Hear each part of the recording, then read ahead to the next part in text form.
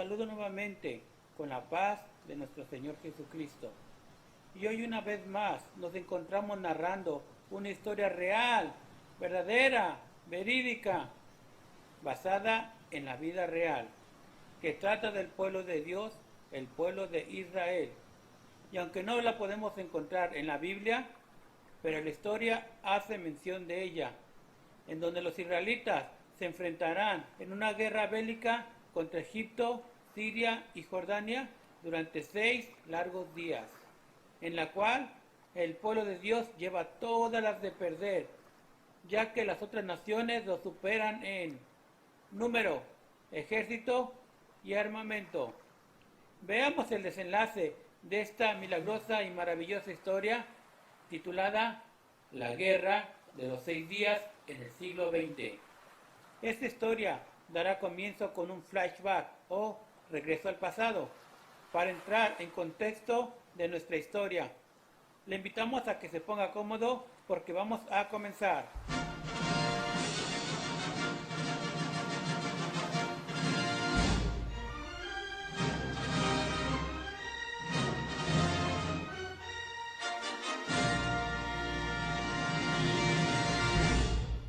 Todo comenzó en 1947, en donde la ONU, Organización de Naciones Unidas, estableció un plan.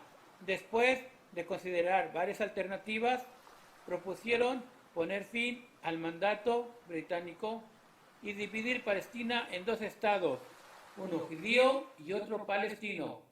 Entonces, en esos días se juntaron 5 países árabes, aclarando: actualmente existen 22 naciones árabes, entre las que encontramos Egipto, Arabia Saudita, Irak, Emiratos Árabes, Siria, Jordania, entre otros, las cuales su lenguaje principal es el árabe y su religión oficial es el Islam, y por practicar esta fe son llamados musulmanes.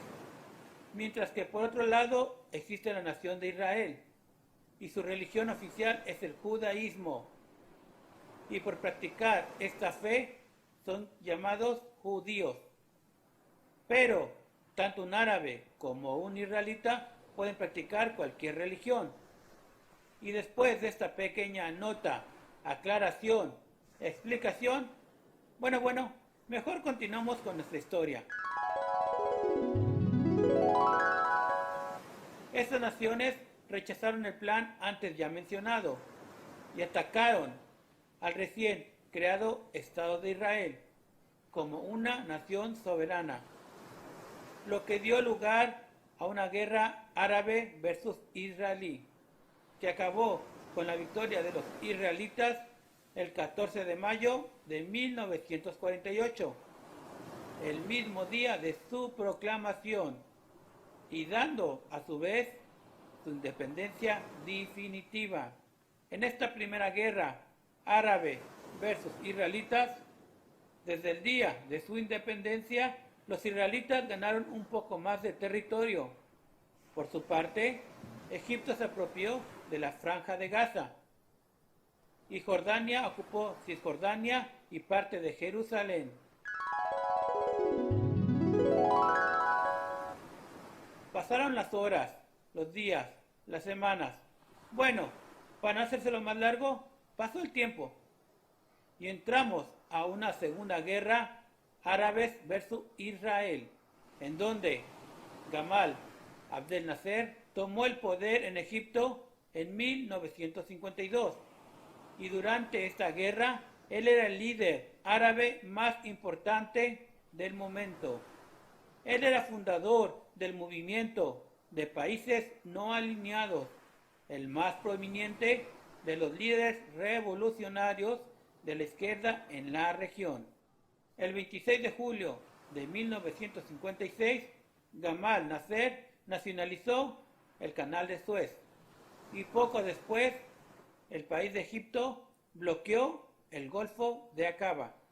Cerrado, clausurado, prohibido el paso.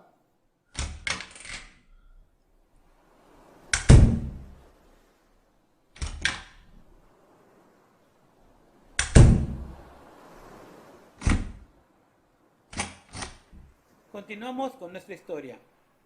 Cerrando el canal de los buques que traían provisión al país de Israel, entonces podemos decir que este bloqueo parcial afectó a la nación de Israel y también incomodó, molestó, afectó a los gobiernos de Reino Unido y Francia, países que controlaban dicho canal. Entonces llegaron en un acuerdo secretamente juntamente con Israel para recuperar el canal de Suez. Nos hemos reunido aquí para recuperar el canal de las estrellas. Perdón, no somos de México, ¿verdad? Entonces, Recuperemos el canal de Telemundo. tampoco, ¿verdad? Mejor recuperemos el canal de YouTube. Si yo puedo, tú también. Para que nuestros hermanos y amigos dejen su like y se suscriban. Bueno, ya hablando en serio, trazaron un plan para recuperar el canal de Suez. Llevaron a cabo su estrategia derrotando a la nación de Egipto. En 1956, esta guerra fue una gran victoria militar, pero también, a su vez, fue una derrota política para los tres aliados, Reino Unido, Francia e Israel, ya que la gran presión diplomática por parte de los Estados Unidos y de la Unión Soviética forzó a Israel, Francia y a Reino Unido a retirar sus ejércitos. Retirada. Ya. Fue horrible. Y a cambio de retirar sus ejércitos del Sinaí, Israel obtuvo indirectamente de parte de Egipto el compromiso de detener sus envíos de armamento a las guerrillas, las cuales luchaban contra Israel. Como resultado, las relaciones entre la nación de Israel y de Egipto se tranquilizaron por un tiempo. Además, un ejército por la ONU, Organización de Naciones Unidas, fue desplegado en la península Sinaí para interponerse entre israelitas y egipcios, con el propósito de mantener la paz entre ambas fronteras. Sin embargo, la presión constante de la opinión pública de los países árabes forzaba a sus líderes a continuar la lucha contra Israel.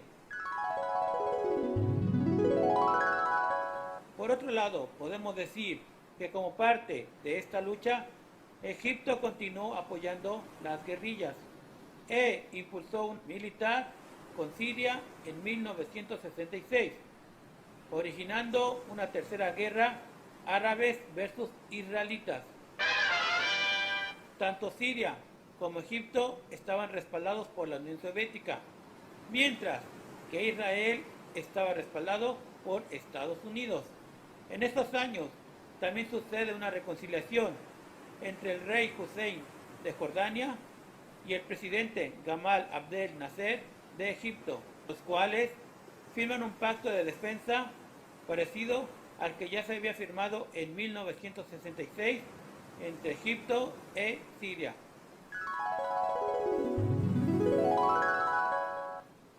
Por un lado, en 1967, Siria había iniciado un proceso tiempo atrás, el cual había despertado fuertes tensiones en Medio Oriente, uniendo a los países árabes en una guerra contra Israel, ya que el mar de Galilea era una reserva de agua para abastecer a todo el pueblo de Israel.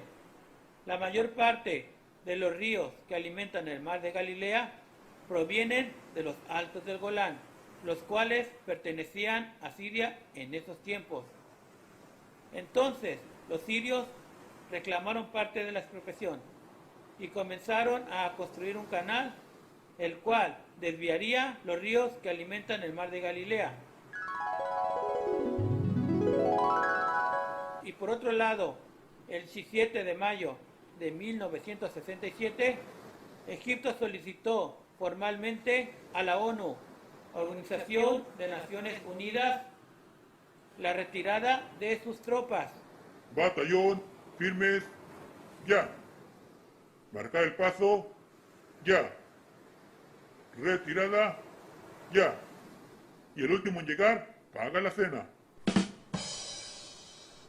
Y debido a que los cascos azules se retiran del Sinaí, entonces Egipto envió su ejército al Sinaí, en la frontera con Israel. El 23 de mayo de 1967, Egipto bloqueó los estrellos de Tirán a los barcos israelitas, el Golfo de Acaba, en costas en el Sinaí, el sur de Israel y Jordania, así como una parte del noroeste de Arabia Saudita. Lo que según Israel contradecía las leyes marítimas, y esto era causa de guerra, aunque Egipto propuso llevar este bloqueo ante los tribunales internacionales. Pero el 28 de mayo de 1967, el presidente Gamal Abdel Nasser anunció en cadena nacional: Interrumpimos esta película ya que nos encontramos transmitiendo en vivo desde el Cairo con una noticia impactante, explosiva y de interés mundial, en donde el presidente de Egipto, Gamal Abdel Nasser, se encuentra en estos momentos haciendo una declaración, la cual es motivo de guerra. Pensamos realizar un ataque general sobre Israel para destruirlo, para borrarlo del mapa. Esperen, o una de dos: o el presidente Gamal Nasser habla español, o ustedes entienden muy bien el idioma árabe. Bueno, la verdad es que tuve que traducir para ustedes. Usé el Google Traductor. Extra, estamos a unos minutos, horas o días para que se detone la bomba. Extra, una guerra entre israelitas y árabes se aproxima. Todo estaba tenso por esas tierras. Incluso podemos decir que estaba caliente. Bueno, tal vez es porque era temporada de verano. La radio árabe es un medio de comunicación importante que alienta al pueblo, ya que sus mensajes de una próxima guerra para borrar y desaparecer a la nación de Israel los alienta a pelear. Y por otro lado, el secretario de la ONU, Organización de Naciones Unidas, le pide a su secretaria lo siguiente: Háganme una reservación con viaje redondo y en clase ejecutiva hacia el Cairo, lo más pronto posible. Y por el momento, tráigame un frappuccino con extra caramelo del Starbucks. Esto era con el propósito de tratar de convencer que el presidente Gamal Nasser detuviera sus amenazas. Pero Nasser dijo: Del pastel. El Google Traductor lo tradujo como no. Entonces, el 30 de mayo de 1967, la presión popular que había en el pueblo árabe logró apartar al rey Hussein de Jordania de su tradicional alianza contra las potencias occidentales. Le obligó a unirse a la alianza Egipto y Siria. Entonces, el rey Hussein de Jordania le pide a su secretaria lo siguiente: Hágame una reservación con viaje redondo y en clase ejecutiva hacia el Cairo, lo más pronto posible. Espere, pero por favor, también inclúyame una escolta de aviones. Bueno, para que se mire esto más apantallador. Entonces, el rey de Jordania llega al Cairo y oficializa su alianza con Egipto, al mismo tiempo que otorgaba el mando de sus fuerzas a un general egipcio. Y algunos comentaristas mencionan que el 4 de julio Irak se sumó a la coalición.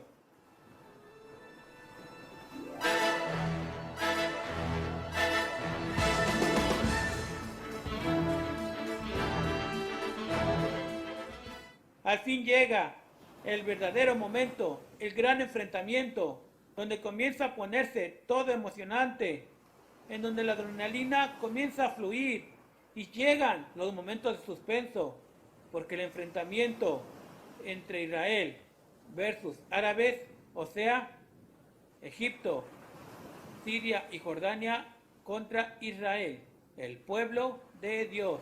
Veamos qué sucede en la famosa y tan gran aclamada Guerra de los 6 días en el siglo XX, en la cual podemos destacar, contar, comentar, mencionar, platicar, narrar que los israelitas llevan todas las de perder, ya que las tres naciones los superan en ejército, número y armamento. Vayamos a unos comerciales. Bueno, mejor pasemos a otra escena, en donde los protagonistas se preparan. Entonces, llegan israelitas de diferentes partes del mundo para apoyar a sus patriotas. El famoso pueblo de Israel, el pueblo de Dios que menciona la Biblia, el cual presentamos en nuestra pasada trilogía de películas, de historias, aparece nuevamente para pelear en contra de reinos y naciones poderosas. ¿Será que su Dios permitirá que los borren del mapa? ¿O los ayudará, así como cuando los sacó de Egipto a través de Moisés y los llevó a conquistar la tierra prometida a través de Josué? Y si quieres saber el desenlace de esta maravillosa historia, no se pierda el próximo capítulo a la misma hora y por el mismo canal. Ya sabe, estamos bromeando. Seguimos adelante. Entonces Israel se prepara para la batalla, se prepara para la guerra.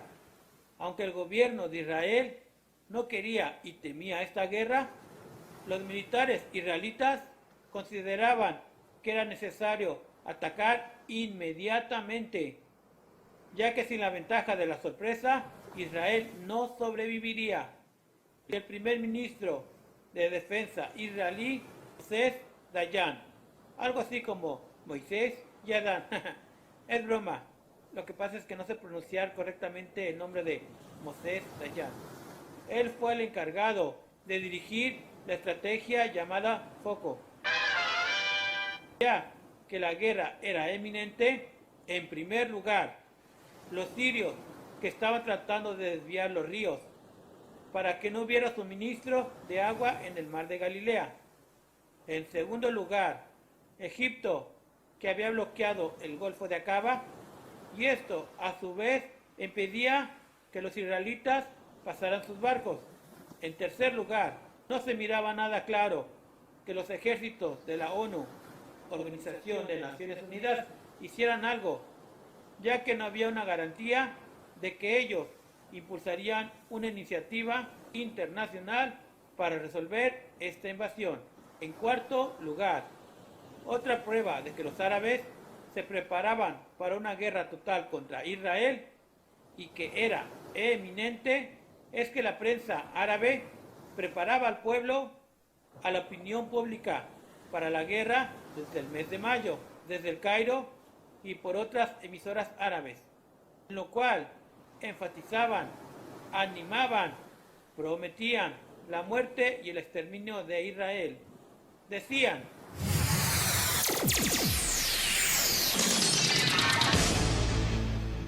133.3 CBC, amplitud modular. Después de estos comerciales, regresamos a nuestro programa Generación X o Millennial. Por cierto, si alguien no sabe cómo se dice espejo en chino, muy fácil, se dice "ahí estoy". Y antes de ir a nuestro tiempo de complacencias, escuchemos un mensaje de nuestro presidente Gamal Abdel Nasser. Nuestro objetivo y enfoque general será la destrucción de la nación de Israel. El pueblo árabe quiere luchar y estamos listos. Por mi parte, ya compré un mapa mundi, un corrector y un borrador para borrarlos del mapa. Bueno, no tanto así. Entonces, el gobierno de Egipto daba muestras públicas diarias de su voluntad de no enfriar la situación. a través de comunicados en la radio y otros medios.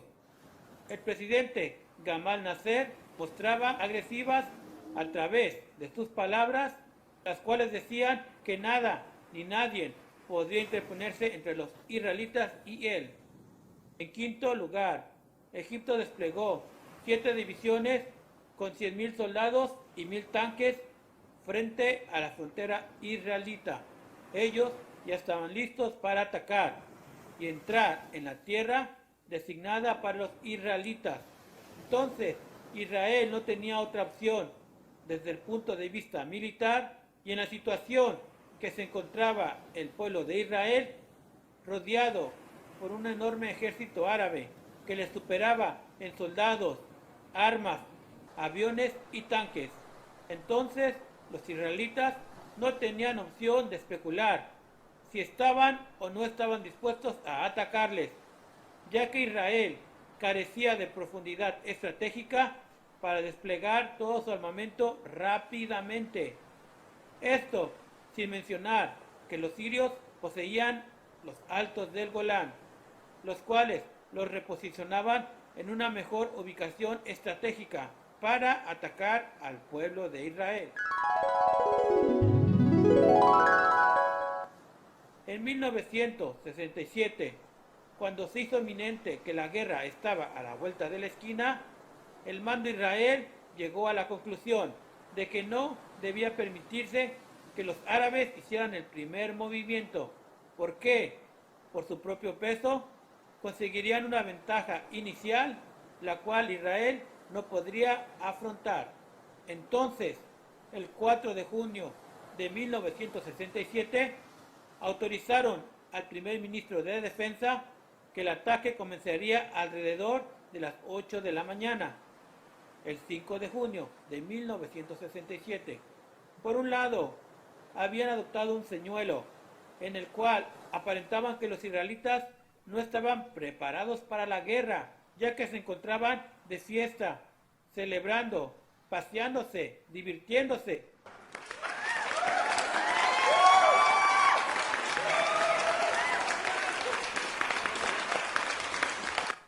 Pero la realidad era otra. Por otro lado, los israelitas estaban preparados. Podrían preparar un avión y restablecerlo durante 7 minutos. Al fin se llegó el 5 de julio de 1967, la cual da origen al título de nuestra película, historia, La Guerra de los 6 días en el siglo XX.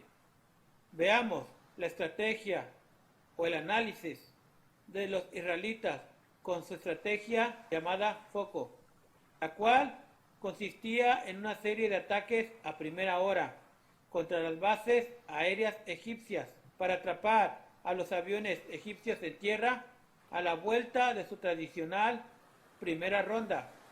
Los israelitas poseían una información extremadamente detallada de las bases egipcias que iba a atacar.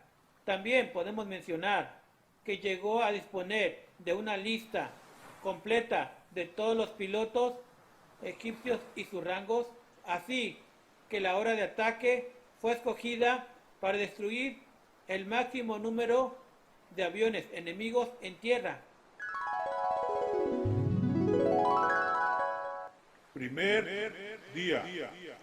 El 5 de junio de 1967, alrededor de las 7:45 de la mañana, despegaron los primeros aviones de combate israelitas, en donde los 2 aviones de combate de la patrulla israelita desaparecieron de los radares egipcios, ya que volaron muy bajo para no ser percibidos. Israel arrojó bombas en las bases aéreas, mientras que el primer avión de combate se encargaba de destruir las pistas de las bases aéreas. El segundo avión de combate disparaba sus cañones y misiles contra los aviones egipcios que reposaban en las pistas. Entonces, los aviones de combate israelitas sobrevolaban el campo aéreo 2 veces, sin permanecer más de 7 minutos sobre sus objetivos. y tras un vuelo de 20 minutos de regreso a su base, en tan solo 7 minutos ya estaban listos y preparados para regresar al campo de batalla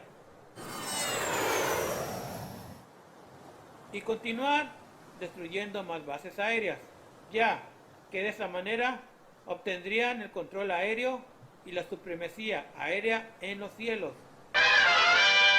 En estos días, las fuerzas aéreas egipcias recibieron un ataque tras otro, separados por tan solo 3 minutos.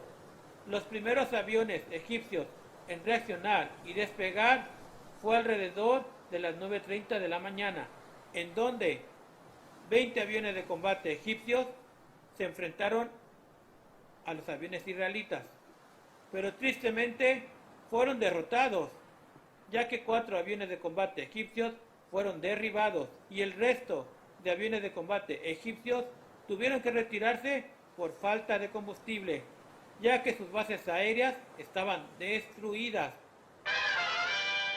Después, más adelante, a las 11:35 de la mañana, 8 aviones egipcios derribaron a 2 aviones israelitas. La guerra continuaba. Desde las 12 del mediodía en adelante, Israel continuó destruyendo las bases aéreas restantes.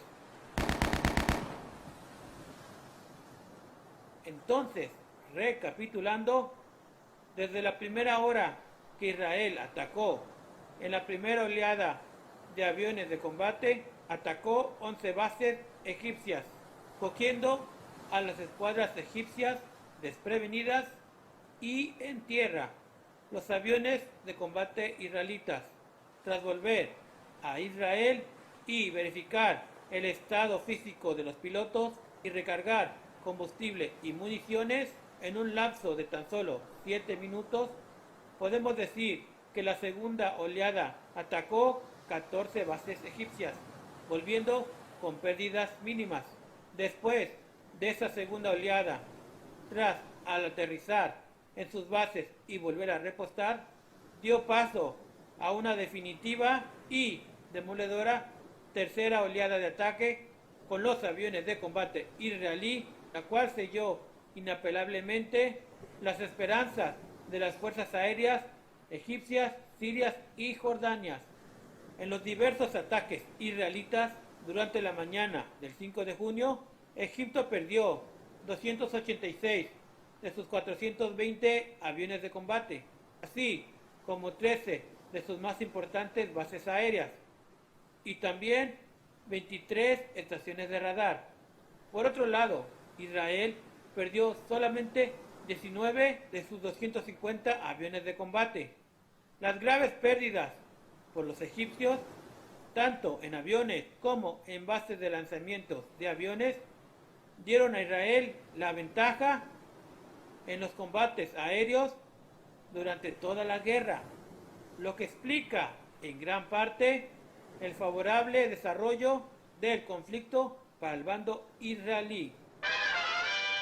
Pocos minutos después del comienzo de la Operación Foco, las fuerzas terrestres de Israel, divididas en 3 divisiones acorazadas, comandadas por Ariel Sharon, Abraham Jofe e Israel Tal, invadieron la península del Sinaí, la cual estaba defendida por 7 divisiones egipcias. Por un lado, el comandante Israel Tal no encontró resistencia en el norte del Sinaí, ocupando así la franja de Gaza. Sin embargo, el comandante Ariel y el comandante Abraham encontraron una fuerte resistencia por parte de las tropas árabes. A pesar de esta gran derrota que estaban teniendo los egipcios, el mensaje que era transmitido a través de la radio árabe era que los egipcios estaban teniendo una gran victoria sobre los israelitas.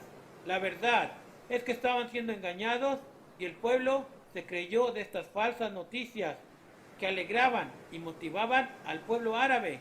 Los aviones de las fuerzas sirias, engañadas por la propaganda egipcia, organizaron un ataque contra las refinerías petrolíferas de los israelitas en el frente norte, en donde Siria utilizó su artillería que se encontraba en los altos del Golán, en donde bombardeaba los asentamientos israelí de Galilea, mientras que la aviación israelita comenzó a destruir muchos aviones de su fuerza aérea.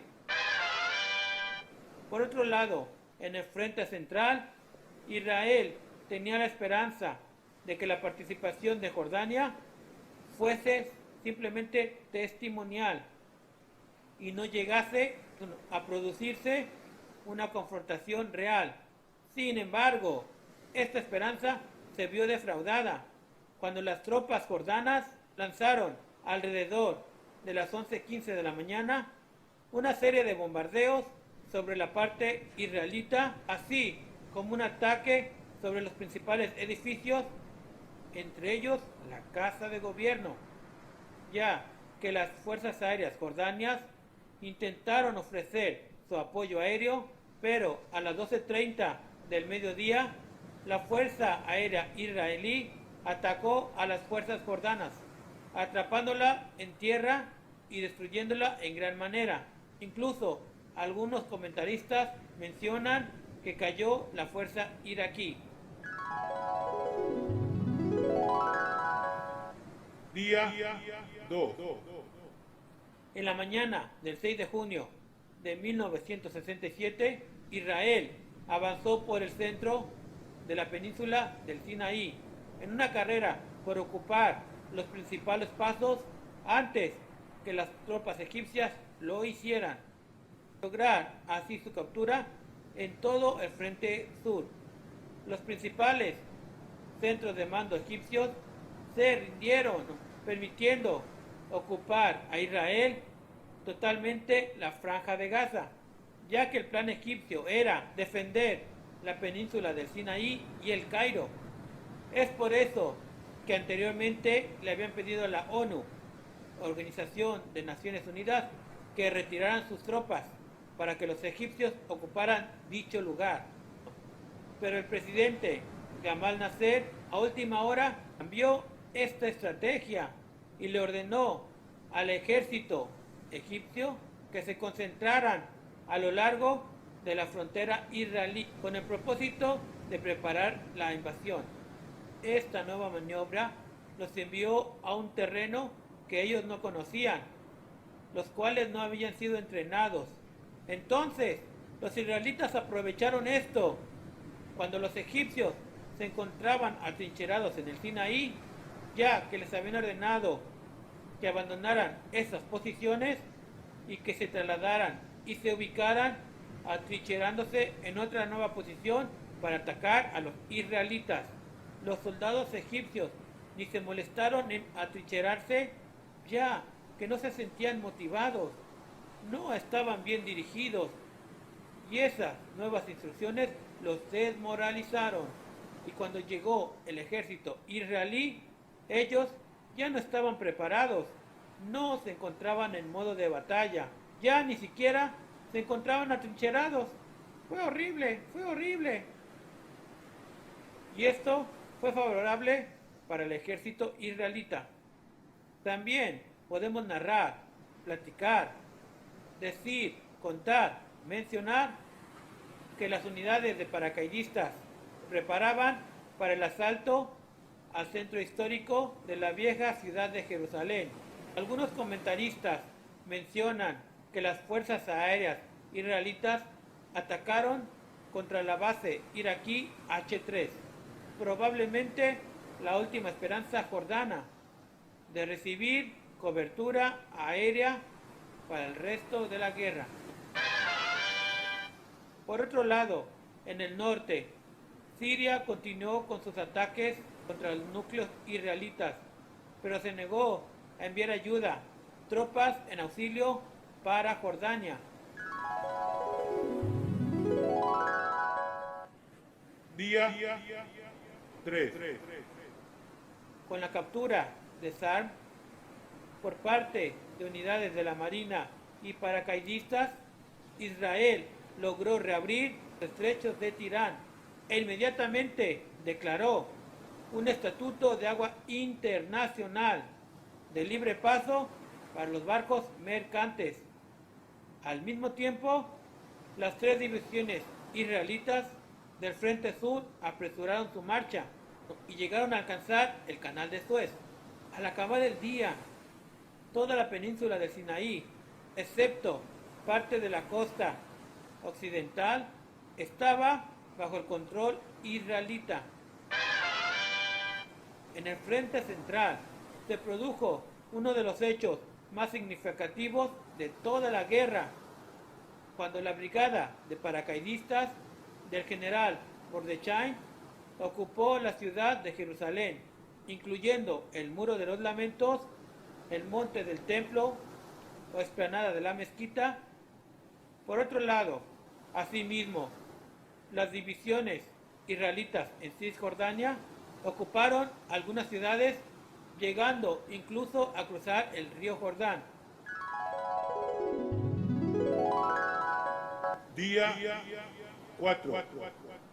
El 8 de junio de 1967 no se produjeron combates de importancia en ningún frente, destacando solamente la ocupación de algunas pequeñas localidades en Cisjordania y en el Sinaí. En este día, los israelitas llegan al canal de Suez. La batalla del Sinaí había terminado. Se realizó una propuesta de tregua que fue aceptada por Egipto. Y fin de la historia. No es cierto, no es cierto. Todavía continúa esta historia. Pero es recién por la noche que la radio del Cairo anuncia que Egipto acepta el alto, en donde el líder egipcio Gamal Nasser da marcha atrás con su decisión de exterminar a Israel, el pueblo de Dios. Existe un dicho que dice que el que no conoce la historia vuelve a repetirla. Y creo que el país de Egipto no había leído la Biblia, donde Moisés se había enfrentado a Faraón. Tampoco había escuchado nuestras historias bíblicas de nuestro canal, Si Yo Puedo, Tú También, en donde el Dios de los israelitas les mostró a los egipcios que con Israel no se juega. No. Vayamos a unos comerciales. Bueno, mejor pasemos al siguiente día. Día 5. En la mañana del 9 de junio de 1967 se escuchaba por las calles: ¡Extra, extra! Sorpresivamente, el presidente Gamal Nasser presenta su renuncia. ¡Extra, extra! La nación de Israel obtiene una gran victoria sobre los egipcios. El presidente Gamal Abdel Nasser da un discurso anunciando su renuncia, la cual fue transmitida en cadena nacional, en donde el mundo árabe está consternado. Y en las calles del Cairo, la multitud reclama a su presidente Gamal Nasser que siga en su cargo. Alabío, alabao, alabim bombal, Gamal Abdel Nasser, raga, raga, raga. Por otro lado, podemos decir que los falsos informes que había emitido Egipto acerca de una aplastante victoria sobre el ejército israelita y las previsiones de que la artillería egipcia pronto tendría a su alcance Tel Aviv, las cuales influyeron en la disposición de los sirios a entrar en la guerra, en donde el ejército sirio comenzó a bombardear y llevar ataques aéreos en el norte de Israel. En cuanto la Fuerza Aérea israelí completó su misión en Egipto, se dedicó a destruir la sorprendida Fuerza Aérea Siria. Y así fue como Siria descubrió que las noticias que había escuchado de Egipto acerca de la supuesta casi total destrucción del ejército israelí eran evidentemente falsas. Durante la noche del 9 de junio de 1967, los ataques aéreos de Israel destruyeron un gran número de aviones de combate de las fuerzas aéreas sirias, destruyendo las 2/3 partes de las fuerzas aéreas sirias y obligaron a la tercera parte restante a retirarse a bases alejadas del frente, impidiendo así que no volvieran al combate. Entonces, una amplia ofensiva siria fracasó rápidamente. Entre los varios problemas con los que se encontró Siria estaba en que sus tanques eran demasiado grandes para atravesar los puentes. Por esta causa, varios tanques sirios se hundieron en el río Jordán al intentar cruzarlo. La falta de comunicación por radio entre los tanques y las unidades de infantería sirias llevó a que éstas ignorasen la orden de avanzar. Un informe del ejército sirio posterior a la guerra llegó a la siguiente conclusión: asumiendo sus elevadas pérdidas, el ejército sirio emprendió la retirada y en la noche del 9 de junio de 1967 el mando sirio abandonó toda esperanza. En el éxito de un ataque terrestre, el ejército sirio se componía de unos 75.000 hombres agrupados en 9 brigadas con el apoyo de una adecuada cantidad de artillería y tanques blindados. Cabe mencionar que una de las ventajas que Israel poseía era la excelencia labor de espionaje. Hubo un hombre que fue un punto clave, el cual se llamó Eli Cohen, el cual se había infiltrado en Siria y después de haber compartido valiosa información militar, así como de la localización de sus bases aéreas, fue descubierto, capturado y ejecutado en Siria en 1965, pero gracias a la información que había proporcionado, fue de gran utilidad en estos tiempos. En relación con el despliegue sirio, Siria había construido extensas fortificaciones defensivas de hasta 15 kilómetros de anchura. Sin embargo, las fuerzas sirias demostraron incapaces de presentar una defensa eficaz, en gran parte porque los oficiales eran mediocres y maltrataban a sus soldados. A menudo los oficiales se retiraban para escapar del peligro, abandonando a sus hombres y dejándolos desconcertables e inoperables. En la noche del 9 de junio de 1967, las brigadas israelitas habían quebrado las defensas de la meseta.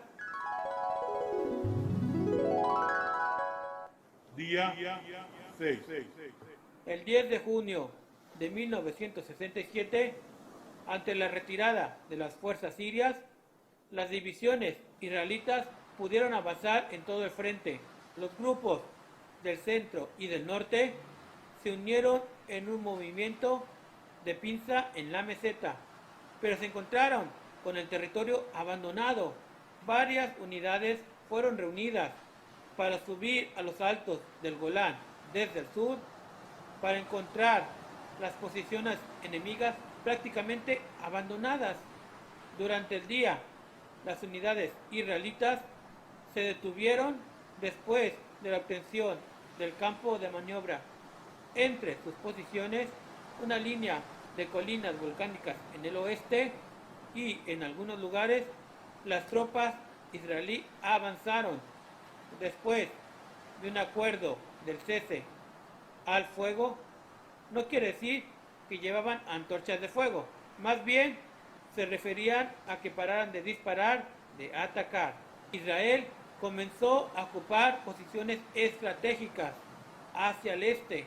Podemos mencionar que el terreno se presenta como una suave llanura en pendiente y esta posición se convirtió en la línea del cese del fuego, conocida como la línea roja, ya que ante la inmensa presión diplomática Israel aceptó un alto al fuego, sugerido por el Consejo de Seguridad, con lo que terminó así la guerra. Entonces los titulares de las noticias reportaron, anunciaron, publicaron que Israel finalizó la guerra de los 6 días en el siglo XX.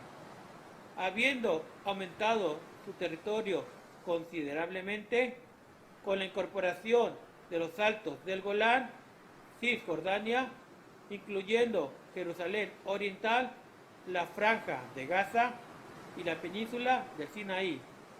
Desde el punto de vista militar, tras 20 años, Israel tuvo por primera vez en su historia profundidad territorial, la cual le concedería capacidad defensiva para mantener la artillería árabe lejos de las ciudades de Israel, y así, a su vez, ya no tendrían que ser ataques preventivos en cuanto a cada amenaza árabe.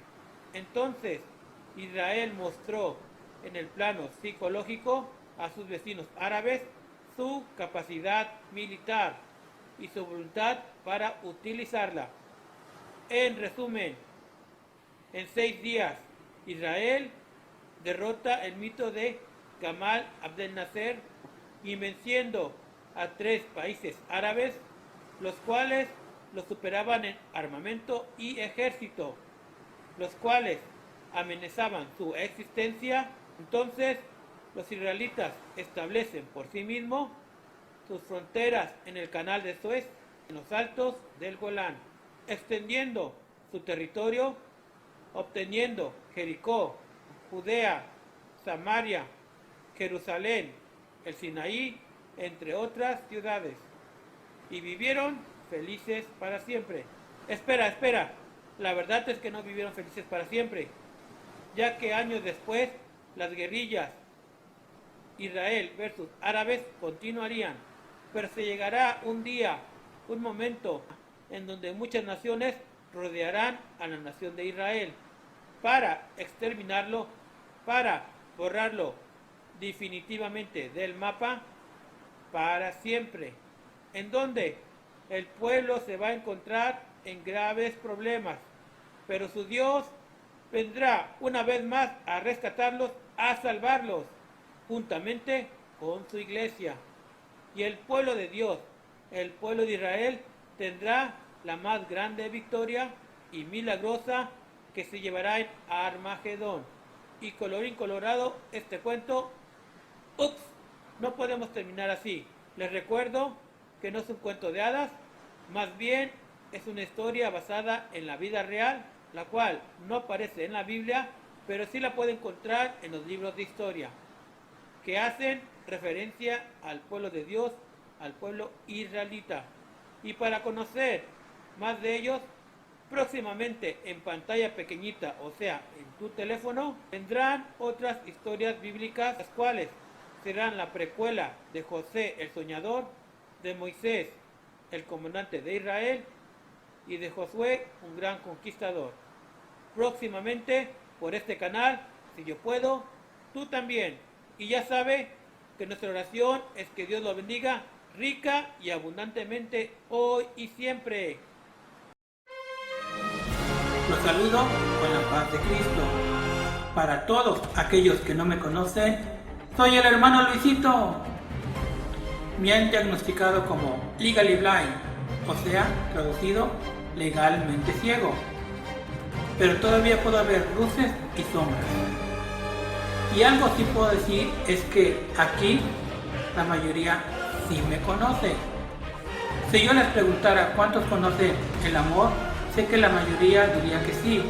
Amor de Dios, amor entre hermanos, amor de padres. Pues si dicen que el amor es ciego y yo soy ciego, entonces soy puritito amor. Entonces sí me conocen, ¿verdad?